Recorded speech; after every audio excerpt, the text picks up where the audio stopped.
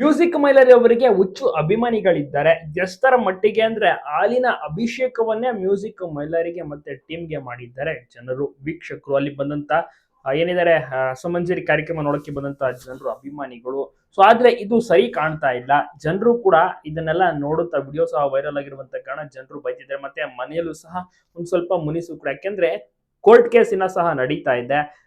ಷರತ್ತುಬದ್ಧ ಜಾಮೀನಿನ ಮೇಲೆ ಮ್ಯೂಸಿಕ್ ಮೈಲರಿ ಅವರು ಆಚೆ ಕಡೆ ಬಂದಿರುವಂತದ್ದು. ಜೊತೆಗೆ ಎಲ್ಲವನ್ನು ಕೂಡ ಗಮನಿಸ್ತಾ ಇರ್ತಾರೆ.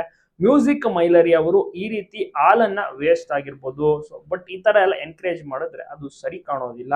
ನೋಡುಗರ ಒಂದು ಏನಿರ್ತಾರೆ ವ್ಯೂವರ್ಸ್ಗೆ ಅದು ಸರಿಯಾಗಿ ಕಾಣೋದಿಲ್ಲ ಅನ್ನುವಂತ ಒಂದು ವಿಚಾರ ಬಗ್ಗೆ ಮ್ಯೂಸಿಕ್ ಮೈಲರಿ ಅವರು ಈ ರೀತಿ ಮಾಡಬಾರ್ದಾಗಿದ್ದು ತುಂಬಾ ಜನ ಸಹ ಮಾತನಾಡ್ಕೋತಾ ಇದ್ದಾರೆ.